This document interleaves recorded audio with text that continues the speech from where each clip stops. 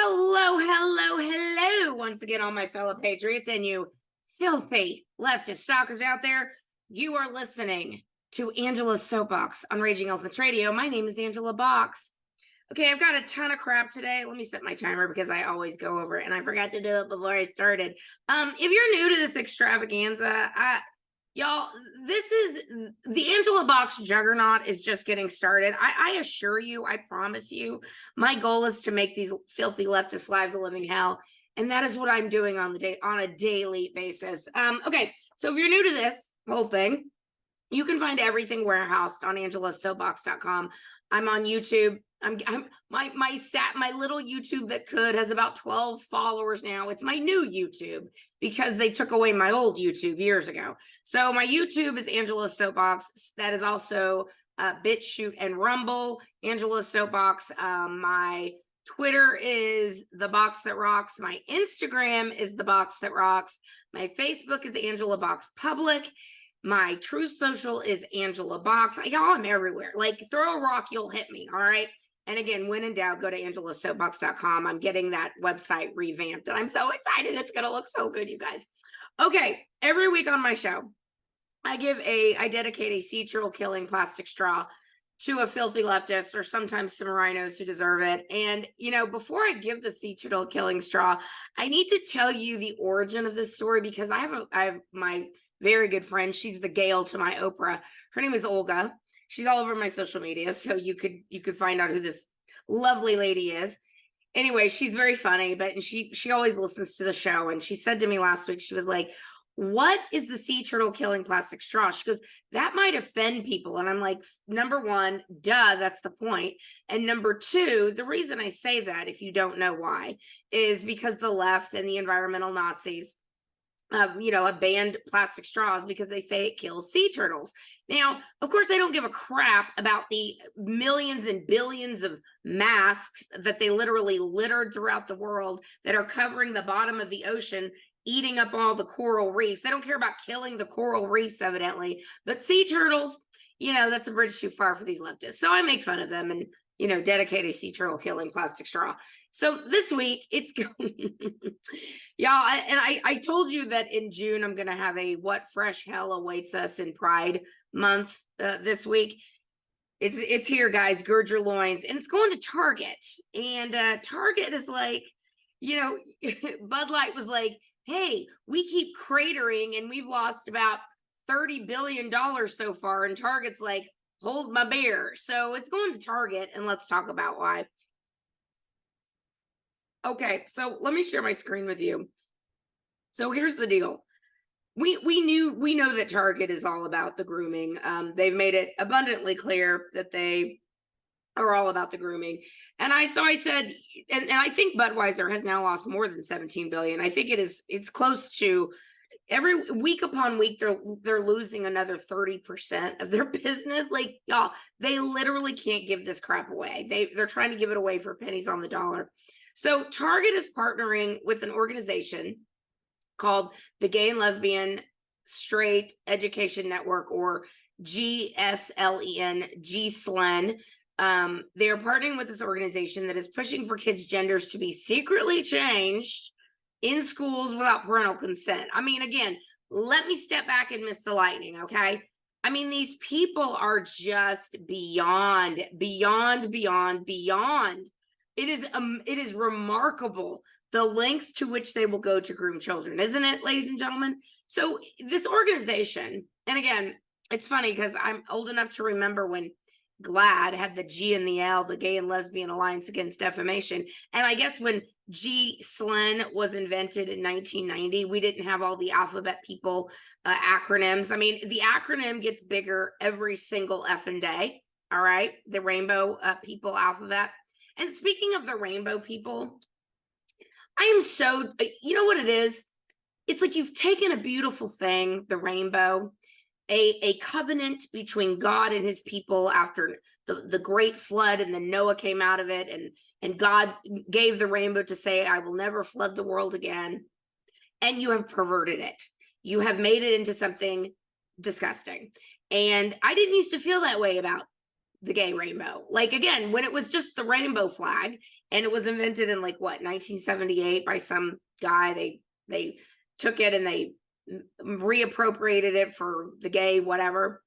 It was fine, whatever. But because you've bastardized it so much, and you put light blue and light pink and poop brown and white and all this other crap on this flag, and it's at some point, I think that this is seriously an Andy Kaufman skit. He's coming back from the grave, and he's playing a huge prank on the world with the alphabet people, because it's over the top. It's crazy. So this group, GSLN, let me share my screen again, because you're going to want to see this. Let me tell you what they're all about. So here we go. Obama linked GSLN organization was handing out fisting kits. I almost want to give a parental warning for this. Giving out fisting kits to children at public conference, and now Target is partnering with GLSEN in promoting gender transition in schools. So if you don't know what fisting is, imagine, if you will, a fist, and putting it where the sun don't shine. Okay, so imagine that's what you're doing with children. That's what you're teaching children. That's the depths to which these people will go. And let me share my screen on this one too, because I want you all to see this one too. Where is this? Okay, here it is. All right, Obama, and this was, Gateway Pundit's been all over this since 2009.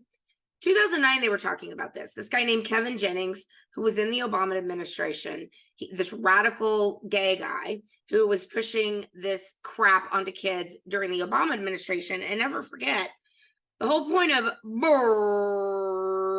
Obama, the first Black president, was to what? Commit fundamental transformation on this country. And we have seen, ever since he stepped foot in the White House in 2008, it has been a nonstop onslaught trying to destroy the American culture and the America as normal people remember it. An America that had a secure border, an America that didn't push sexualized content on children, an America that believed in capitalism and free market enterprise, an America that did not reward sloth and laziness with more government money, an America that did not try and confuse children as to what gender they are. I could go on and on and on. This is all Barack Obama's doing, all right? They set him up when he was in the state Senate. They're like, oh, hey, look, man, the Weather Underground terrorists are supporting this guy, Barack Obama, who's running for the state Senate. Bill Ayers and Bernadine Dorn had Obama's kickoff in their living room. They're like, hey, man, this is just the kind of guy the Democrat Party needs. So they quickly get him a speaking spot in the 2004 Democratic Convention. They're like, oh, we need to quickly make sure this guy goes up the ladder. And he did. And he very quickly became a senator, United States senator. And then from there, he was, chosen to be the first Black president, first Black president. Anyway, so here's the Obama-linked GLSEN organization was handing out fisting kits to children at public conference. And now Target is partnering with GLSEN and promoting gender transition. Why is this doing this? My iCloud is acting really weird, by the way, so I'm sorry if that just popped up. All right, retail giant Target is partner with Gay, Lesbian, and Straight Education Network, a group that advocates policies that keep parents unaware of their children's in-school gender transition, providing sexually explicit books to children, and pushing gender ideology throughout public school curricula. According to the report, GLSEN is a radical education group leading efforts to create, quote, inclusive and anti-racist environment, end quote, for LGBTQIA+ students, in other words, the alphabet people. GLSEN believes that every student has the right to a safe, supportive, and LGBTQ+ inclusive K through 12 education. We are a national network of educators, students, and local GLSEN chapters working to make this right a reality. The website reads, Target Corporation has confirmed its collaboration with GLSEN and expressed pride in their decade-long partnership. The company has been making annual donations to this organization, emphasizing its support for its mission. Now, you guys, look, I realize that I'm just an old prude. I'm one of those old-fashioned peoples that thinks that we should maybe not sexualize children from the age of 3 years old on, and maybe wait until the parents talk to them about these things, or better, or even later on in elementary school, which I've made mention many times before. We all had the birds and the bees separation of the boys and the girls, and the girls went one way and the boys went the other, and we had two different talks. That happened in like 6th grade, which is an age appropriate time for that to happen. But the fact that these people are continuing to target children, to push their agenda in front of children, to talk about incredibly explicit things in front of children, and they make no apologies about it. They make no bones about it.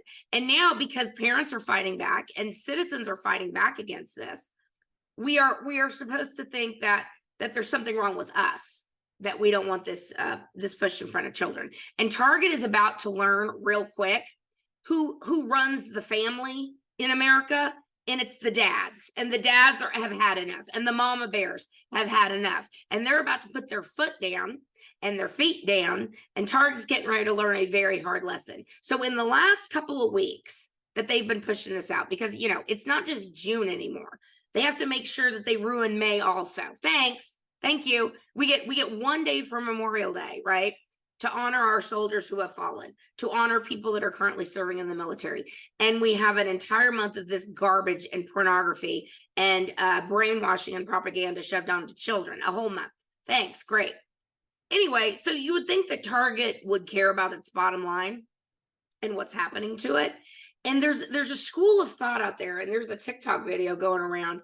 I can't think of the guy's name off the top of my head, but it sunk in my soul, and it scared the crap out of me. And I don't scare easily. So here's what this guy was saying. All of this ESG stuff, environmental, social, governmental, DEI, diversity, equity, inclusion, all of this crap that we see just vomited into our culture is not by accident.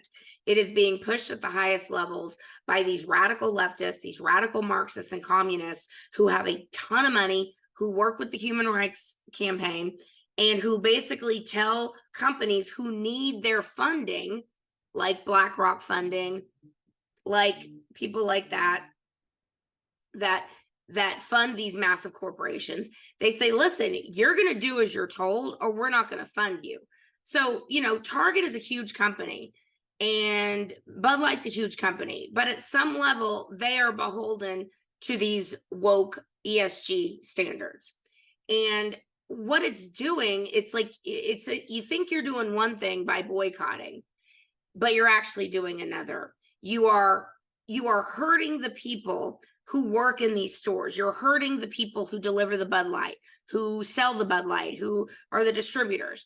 And I'm not saying don't boycott Target and don't boycott Bud Light. That's not what I'm saying. I'm saying that in a way, we're hurting the people who are down the line on the food chain. And that's exactly what they want to do, because they want to create a society of people who are very rich and very poor. And of course, they being the very rich, they want to control everything. And that's what's going on. So it's a sticky thing, guys, because obviously I'm never going into Target again, ever in my life. I will never buy a Budweiser product again, ever in my life. But that's hurting the people who work there too. And at the end of the day, we don't want people to lose their jobs. We don't want people to not be able to put food on the table for their children. And it's a real tricky thing. It's a slippery slope, and it's all created by these filthy leftists. And I don't know what the solution is, except to continue to push back, guys, because at some point they are going to feel the pain, and they are going to hopefully course correct. And if they don't exactly apologize, then they at least stop pushing this crap onto kids. Like, can we do that, please, for the love of God? Again, you still haven't explained to me, drag queen, pedophile people, as to why children need to see this crap. You haven't explained any of it. So anyway, all right, you are listening to Angela's Soapbox on Raging Elephants Radio. I'll be right back.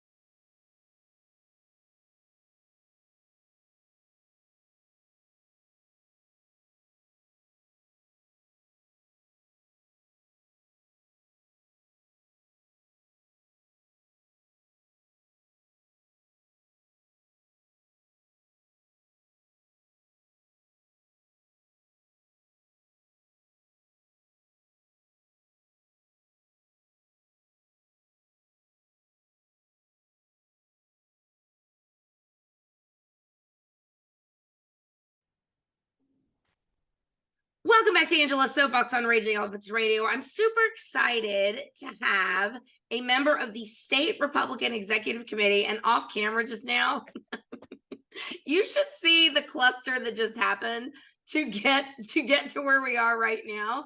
But I'm really excited to have Chris Byrd with me because Chris knows all the ins and outs of what's been going on in the Texas legislature, and we need to jump in to the whole mess that's gone on in the last week. So welcome, Chris Byrd. Hey, Angela, how's your day going? Well, it was real good until this cluster.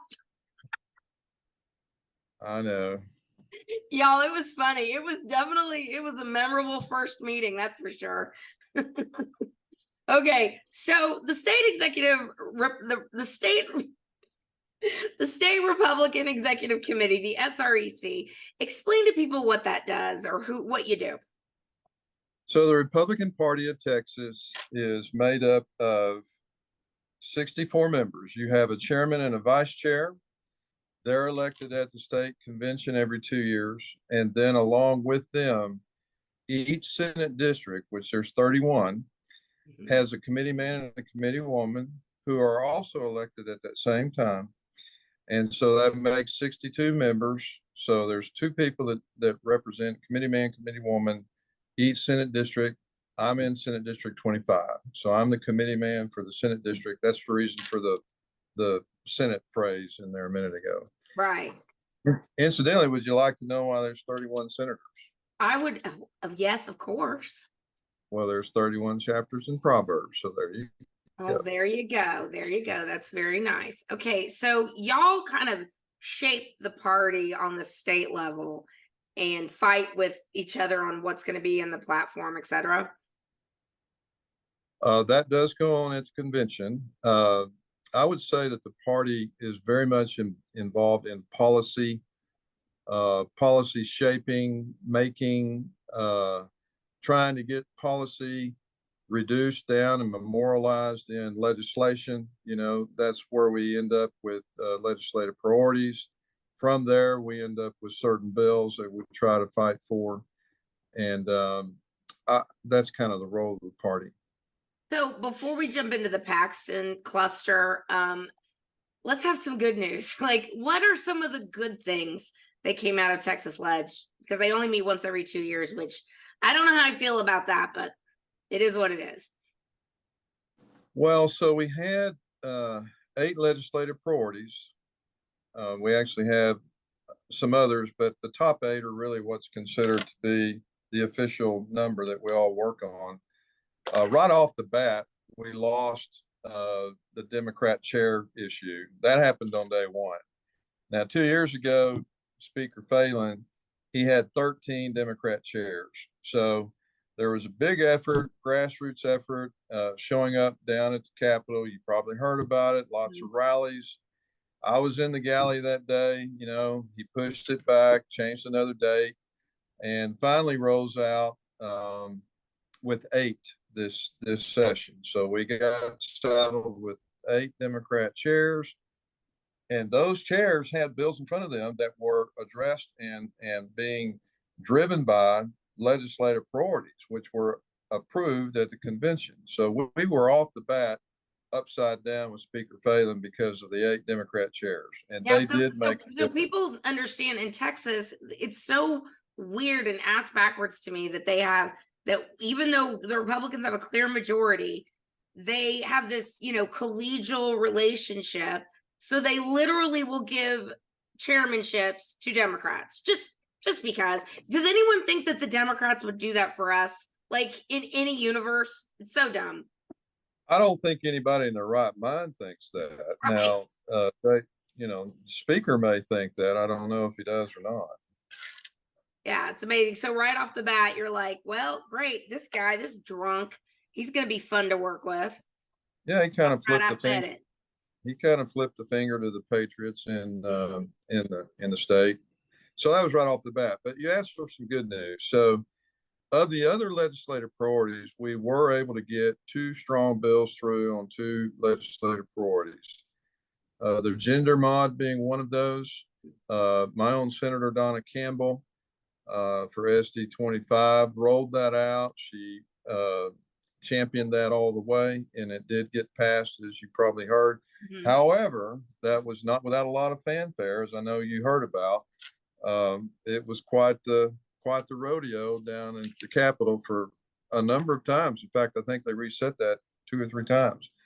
But we did get it out, and then the other one was to stop sexualizing the children, and so that did finally get out very close to the end of the session, and very pivotal moment there. I believe it was a week ago, actually a week ago Monday, I think it was, but that was HB 900. And HB 900 really was drafted to represent model legislation across the country to address what's been going on with the books and the libraries and the schools and so forth with sexualizing of children. So those were two. Now, of course, we don't have a good bill on the border. We lost some ground on gun rights. We don't have a good bill on election integrity. What are some of the others? The common sense criminal justice reform. Well, of the ledge priorities, we also don't have anything on school choice. That was way on up there. So we still got 6 other legislative priorities that are left hanging. Now, the taxpayer relief, that's some good news, sort of.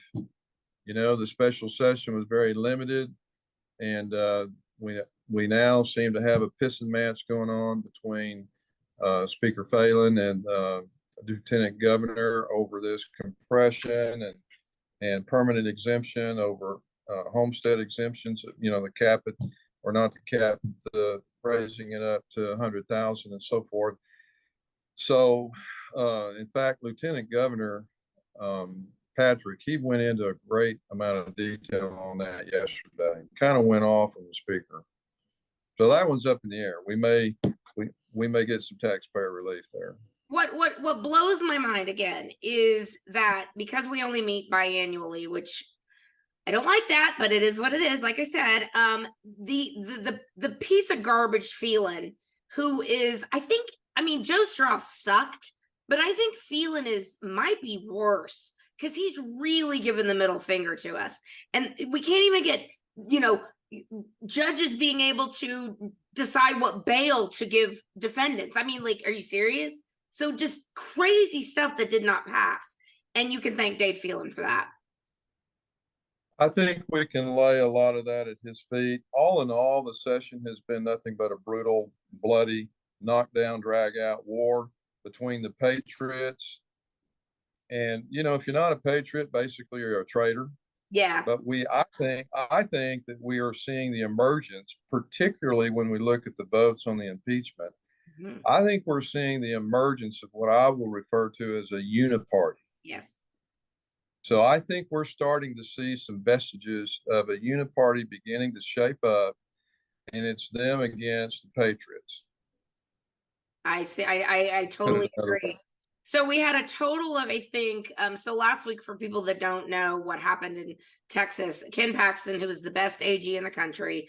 He's not perfect. And, there's been these rumors around Ken Paxton for almost as long as he's been in public office, talking about he's going to be indicted, he's going to be arrested, this and this and this. And, the PAC that I work with, Save Texas Now, we supported Louis Gohmert in the primary. And Louis Gohmert's whole reason for running is because they all thought Paxton was going to get indicted. But we're talking about a DOJ that would love to have Ken Paxton's head.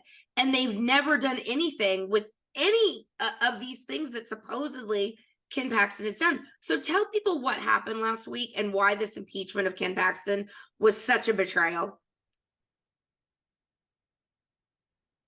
Well, Capitol, we were there for over 4 hours. The vote took place. It seemed like it was kind of quickly done. There was a lot of debate going back and forth. There were some really solid points. Representative John Smithy, an old friend of mine from Amarillo, he did an outstanding statesman style kind of talk about it. He brought out a lot of things that are very near and dear to me, being constitutional protections and this not being able to pass constitutional scrutiny and that kind of stuff. Representative Clardy was a big, pleasant surprise to me as well. Schofield did a nice job. I felt like yes, yes. But at the end of the day, and it kind of felt like in the room, if you were there, Angela, it kind of felt like the worm was turning a little bit. The tide was shifting because really the proponents for the impeachment, which were kind of led by Representative Andy Murr, they sort of centered on emotions and they kind of centered on the accusations. Mm-hmm. They really did not have much to say when they were asked about, well, if you're going to hang the right man the wrong way, it's still a wrong hanging. Right. So they were challenged on the process, constitutional protections, and they really had not much to say about that. An example being, Representative Murr was asked a question: what about notice? Notice kind of is very important. Notice has to do with due process. You have an opportunity to understand what you're being charged with, prepare, and all that kind of stuff. Be called, know when you can show up, and all that.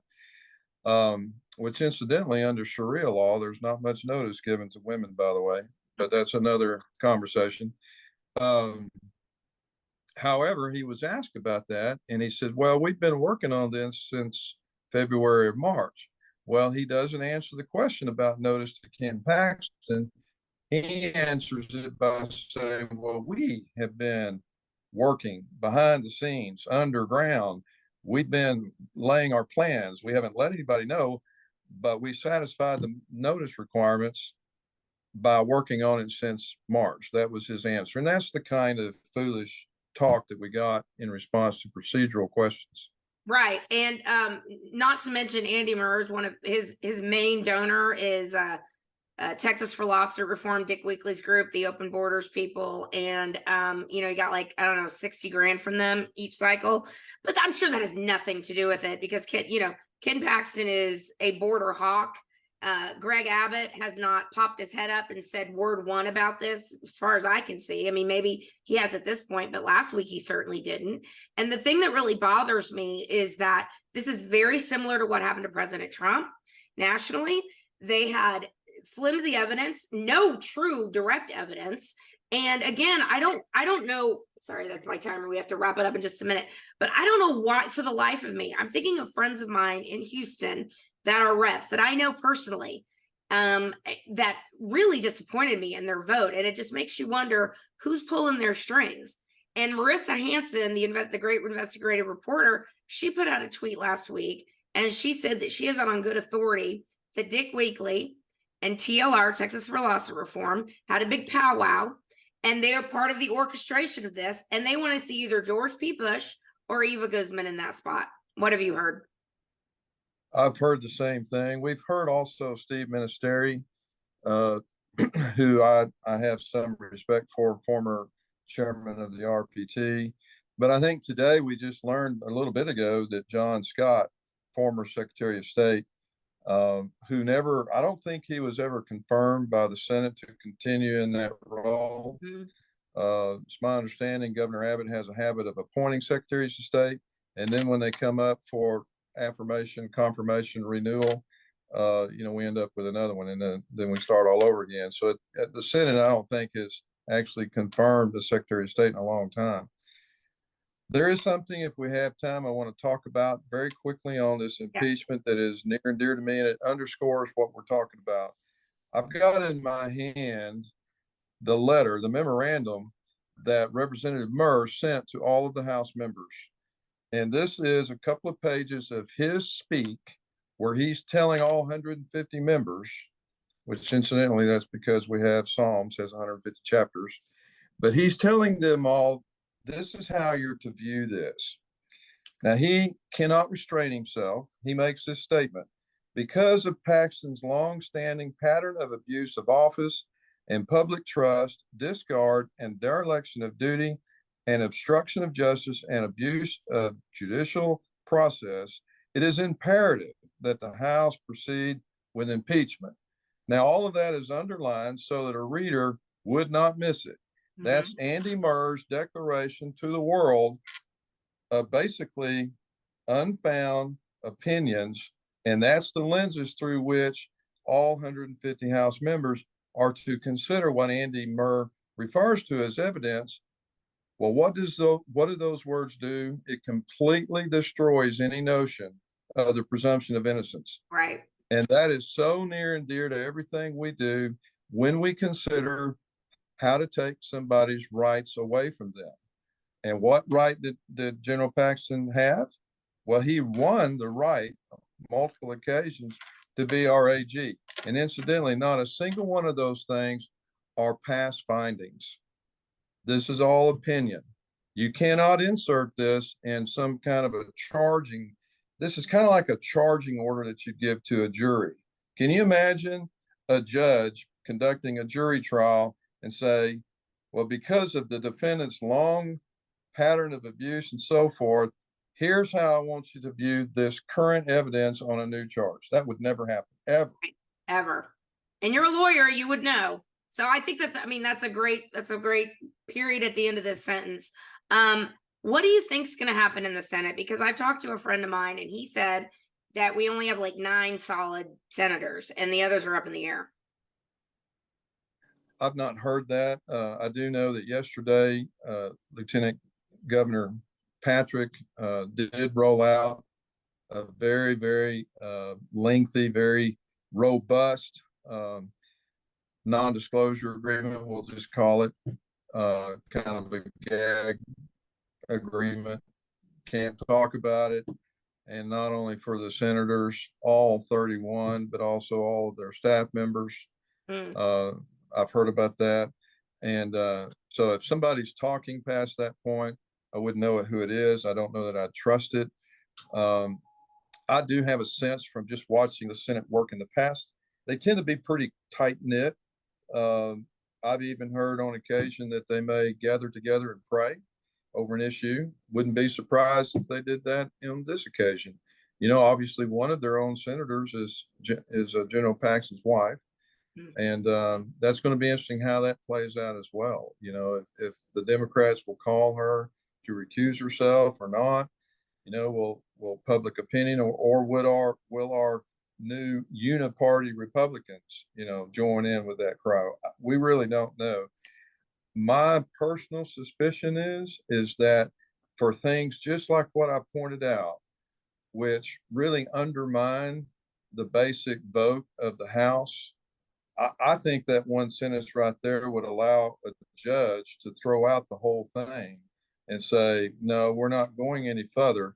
You've already tainted the jury, so to speak. You've already tainted the grand jury also, because you can't go in and do that sort of stuff. And the presumption of innocence has to remain. Our judicial system has always held very cherished that it is better to let a guilty man go than to wrongly punish the innocent. And then, frankly, that's one of the reasons I went on to law school.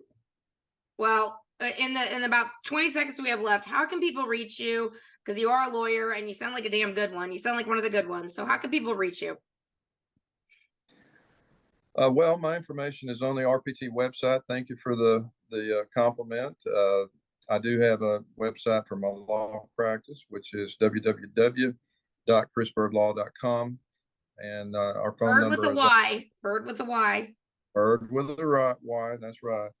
And our phone number is there too, and email as well. Well, thank you so much, Chris, for joining me. This has been fun, even though it was shenanigans to get to this point. I really enjoyed having you on. I hope you will come back. All right, guys, you are listening to Angela's Soapbox on Raging Elephants Radio. We will be right back.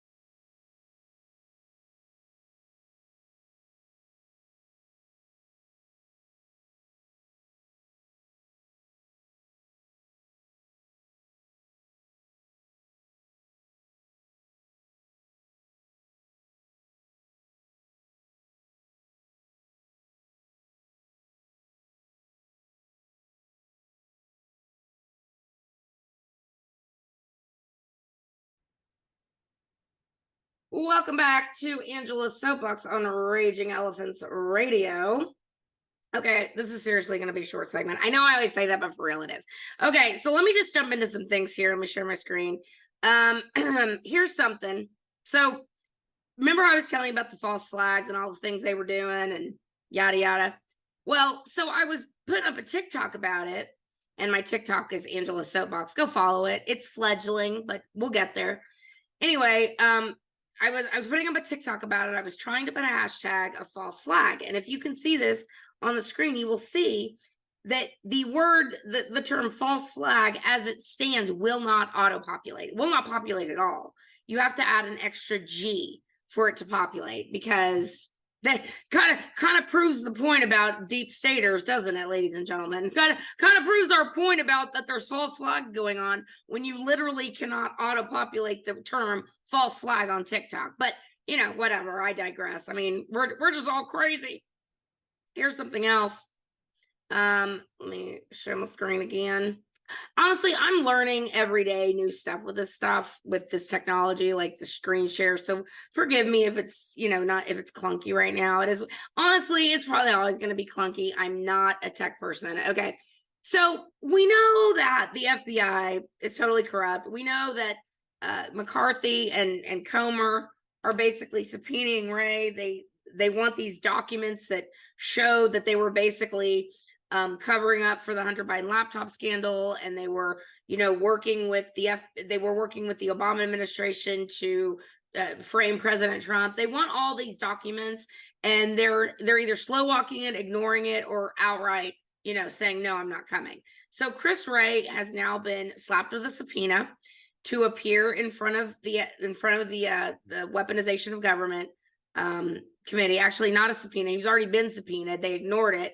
Now they're going to hold Chris Wray in contempt. So there's a lot of questions that need to be asked of Chris Wray, including this from Paul Sperry. Let's see. Mueller stopped investigating the veracity of the Steele dossier as early as September 2017. So that's 9 months after Donald Trump was put into office, according to the Durham report, because his team concluded it was bunk.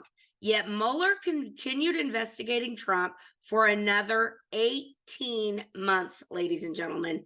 18 months. What does that tell you?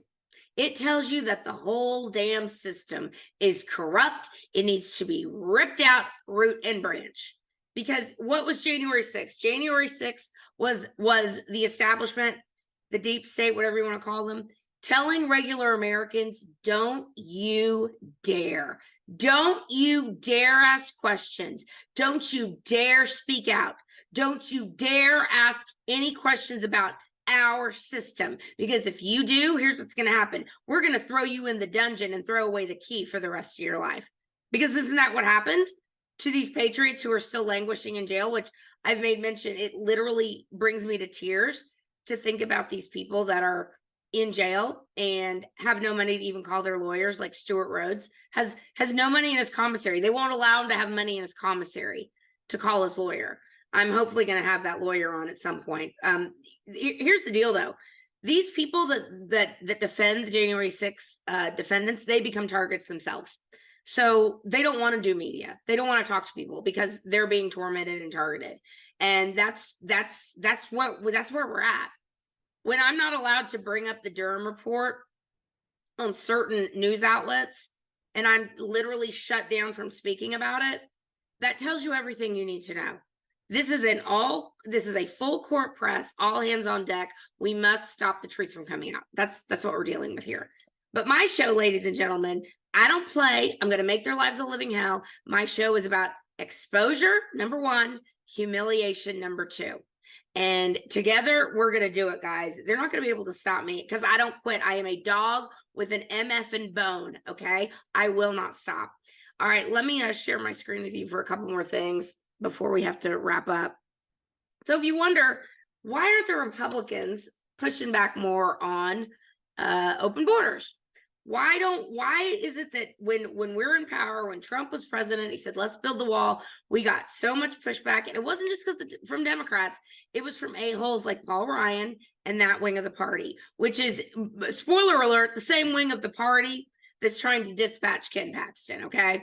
They're rapidly, as Chris Byrd said in our segment, rapidly forming a uniparty in Texas. They want to get rid of any MAGA people. They want to set the stage for Ron DeSantis to come in and sweep the table in Texas. And because if Ron DeSantis can win in Texas, that's a big get. I don't think he will, but that's what they want to do. And they also want to put in, either Jeb Bush or Eva Guzman, or as Chris mentioned, Steve Munisteri. The point is that, except for George P. Bush, I don't know much about Guzman. I don't know much about Munisteri. I do know that Ken Paxton won his reelection in a walk like a year ago, or 2 years ago. So how about we not do that to the voters of Texas? But I digress. So here's one of the reasons why they don't want MAGA people or building the wall, because Republicans benefit from it, Democrats benefit from it. And one of the ways Republicans benefit from it is that they get to talk about it a lot.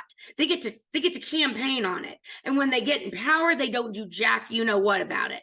So here we go. Here's something in New York. And this is actually a good thing that Greg Abbott did when he did that, a whole thing. We're going to start shipping migrants all over to blue states and blue cities. That was seen as kind of a campaign stunt or a publicity stunt. But actually, the sheriffs that have a ton of illegal aliens in their jails, they're like, hey, we'll ship them. Here you go. Here's a bus full of illegals for you, New York. So here we go. This is New York City. This place deserves to be shut down. Migrant hotel employee reveals the free-for-all of drugs, sex, and violence inside New York City's The Row since it was closed to tourists to make room for border crossers, aka illegal aliens, Daily Mail. An ex-employee of the Row Hotel in New York has exposed the appalling state of the hotel rooms occupied by newly arrived migrants in the city at all its city's expense. I could go on and on about this. I want to get in one more story. Basically, here's the point. The blue states are now dealing with what border towns and border communities have had to deal with for, time immemorial. And people like the best member of Congress, in my opinion, right now, Chip Roy. Chip Roy is literally leading the fight to stop this insanity of this debt ceiling bill. And it's not, debt ceiling's not sexy, whatever, but this needs to be stopped. I mean, it's ridiculous what the Republicans bent over and took up the A with no lube. Okay, it's disgusting. So basically, hopefully you can read this if you're screen reading with me. So what Chip Roy and his people that are holding out wanted was limit, save, and grow. Some of the things: HR 1 energy permitting reform as passed by the House, strong work requirements for SNAP, basically strong work requirements for welfare. 131 billion cut to annual spending next year, fully overturn Biden's $500 billion student loan bailout, rescind the $80 billion Dems gave to the IRS to hire 87,000 new IRS agents to come torment you, reclaim $508 billion in unobligated unspent COVID funding, and the Full Reins Act to ensure Congress approves every major regulation. Also, repeal Democrats' $1.2 trillion IRA unreliable energy tax breaks for the rich, corporations, and communist China. Now, I can't go on because my time is up, but basically we got none of that. We got none of it. We got like 4 to 5% of what we wanted, and Kevin McCarthy wants us to go, yay, good job, Kevin. No. Chip Roy and the other badasses, the other conservative heroes for this week. Chip Roy is my number one conservative hero.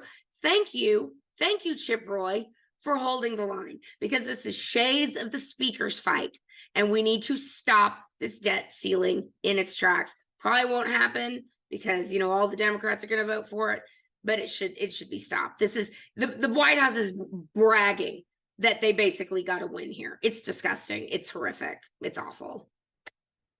All right, guys, that is my time. You've been listening to Angela's Soapbox on Raging Elephants Radio. Please go follow me on my social media. BitChute, Rumble, YouTube, Angela's Soapbox, Instagram, and Instagram. I can't even think. I'm so tired. Instagram and Twitter at The Box That Rocks. Facebook is Angela Box Public. When in doubt, go to angelasoapbox.com. Until next time, everyone, keep kicking ass and taking names. Peace.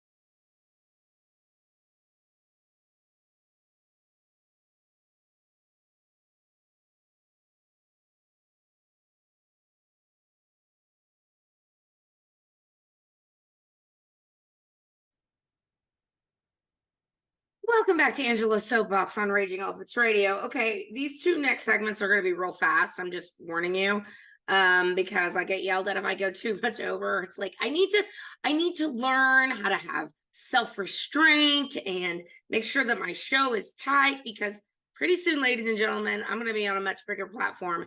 Yeah, that's right. I said it. You heard it here first. Okay, let me share my screen because I'm not quite done with this. What fresh hell in Pride Month awaits us today. So Dylan Mulvaney, who has single-handedly working with Alyssa Heiberschleiber or whatever that chick's name was, have destroyed the brand of Bud Light in 2 months or something like that. Why can I not find this? Basically, okay, so here's the deal. So Dylan Mulvaney, I gotta find this. I want you to see this because it's too good. Dylan Mulvaney has now, who is a twink, he is a biological man who has, says that he has a year of girlhood under his belt. So therefore, he knows more about what being a woman is like than you regular cisgender females. Because you cisgender females are just, you're pretenders, you're wannabes.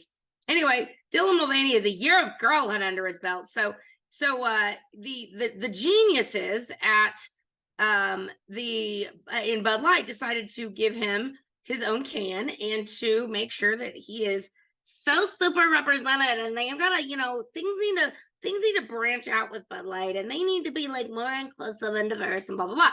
So they've, this twink has basically ruined the brand of Anheuser-Busch, a storied brand that has been with American culture for, I don't know however long it's been in business, 150 years, I don't know.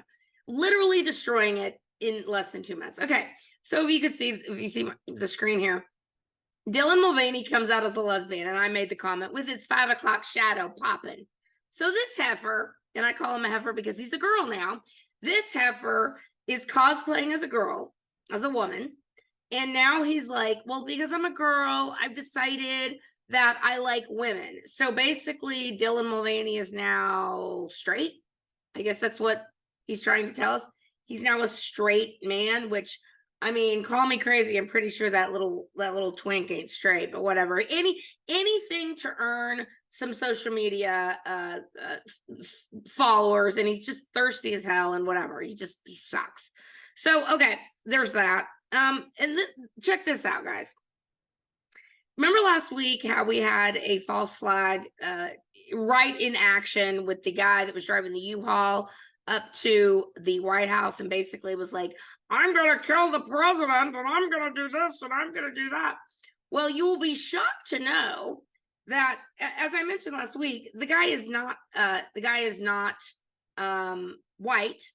He is a brown man, and his name is Cy Kendula. This is from Cat Turd, love Cat Turd. Update on Cy Kendula, alleged white supremacist who crashed U-Haul into White House barrier, is not a U.S. citizen, bought his Nazi flag online, and supports eugenics and the one-world order. So once all that came out, it's like, you're like, oh, I'm shocked. Remember they put the Nazi flag out, and they made sure that you saw the Nazi flag. The media made sure that the Nazi flag, there was lots of pictures of it, and they're like, oh, look at this. But then when they realized that this guy was not a white guy, therefore not useful in their propaganda, they downgraded his charge from federal charges that have since been downgraded to a single count of depreciation of property of the United States. Now, Mark Hemingway of the Federalist said this. I don't want to sound paranoid, but that seems like they're trying to hush this up. So basically, when they realized again he wasn't a white man, they could not make hay with this case anymore. So they stopped. I mean, that tells you everything you need to go about these people. They're terrible, horrible people. I say it all the time, but it bears repeating. Like, these people are absolutely from hell, and there's good and there's evil, and you got to pick a side, people. You got to pick a side, and that's why it is so disturbing to me to see so many people that I thought I could depend on in the Texas State House turn their back on Governor Paxton. I wish Attorney General Paxton, and impeach him, because here's the deal. They want someone in there they can control. They want someone in there that isn't going to do crap about the border. Now, look, AG Paxton is not perfect. He could have done a lot more with election integrity, but he makes a good point. I remember seeing him speak once at a meeting, and he said, look, I have a staff of like, I don't know, 400 people or something crazy. And he goes, and literally only 4 have been assigned to look at election integrity. Actually, I guess that's a dig on Paxton, isn't it? But yeah, only 4 to 5 or 6 are tasked with looking at election integrity. So that's a problem. I'm trying to find this so you guys can see this. Okay, so check this. We've got a real problem here with Democrat-run cities and Democrat controlled corporations with this ESG, this environmental, social, governmental that I talked about in the first segment. And this last week in Lululemon sells, $100 yoga pants because they can, I guess. And all the soccer moms and the lacrosse moms and the moms that send their kids to Kincaid, and the Kincaid people are as woke and insane as the rest of any HISD school or any public school. They talk about gender ideology with kindergartners. They suck just as bad. So these moms that are wearing all this crap, there's my timer. I'm just going to go a little bit over. These moms that are wearing all this, Lululemon crap, I hope that they know that they can now go into Lululemon and basically steal whatever the hell they want. So this is from Byron York. 2 women work at Lululemon store in Atlanta area. Shoplifters come in, leave with armfuls of clothing. Let me just give you a spoiler alert on the race of the shoplifters. I know you're going to be shocked, but they were black. Store workers pursue, video, call police. Robbers caught, employees fired. Calling cops against company policy. So here's what I said. ESG societal breakdown in real time. And if you want to talk about some black privilege, here we go. Here's an example of black privilege. This is the dirty little secret, and we know this to be true. They will not prosecute black people. They just won't do it. They're like, no, there's so much systemic racism, and this is part of our reparations to black people. We need to basically let them rob us blind. And, the inner city is now coming in to Main Street. We have the looting and the robbing that is out of control. We have this 1619 project, this crap that's going to be on ABC. I think it's probably aired as I'm taping this. They're going to air it for 2 nights on ABC. And the 1619 project came out on Hulu, and it was very, this is for us. And just, it's like, again, unpopular opinion, but is inventing history, is that like what the level of Orwell are? Are we full Orwell now, where we are literally making crap up as we go along? Because the 1619 project is complete garbage. It has been refuted, it has been debunked, and yet ABC thinks it's a great idea to go out and give their airtime for free, I might add. I'm sure the 1619 project didn't pay a dime to have this on, or Hulu didn't pay a dime for ABC to air this, and allow for 2 hours of propaganda. Why, ladies and gentlemen? Because they're going to try and usher in reparations. That's the next step. That's what's going on here. They're doing it out in California. Every big city mayor wants it. That's what they're trying to set up. And I don't know about you, but I never have owned slaves. I mean, I don't know, maybe you have. Maybe you're like totally a slave owner and like low key about it. But I'm pretty sure that anyone alive today and generations removed from us had nothing to do with slavery. It's outrageous. It's outrageous what these people are doing. Divide and conquer, divide and conquer. That's all it is. All right, guys, you are listening to Angela's Soapbox on Raging Elephants Radio. I got one more segment. It's the shoehorning, and we are really shoehorning today. Be right back.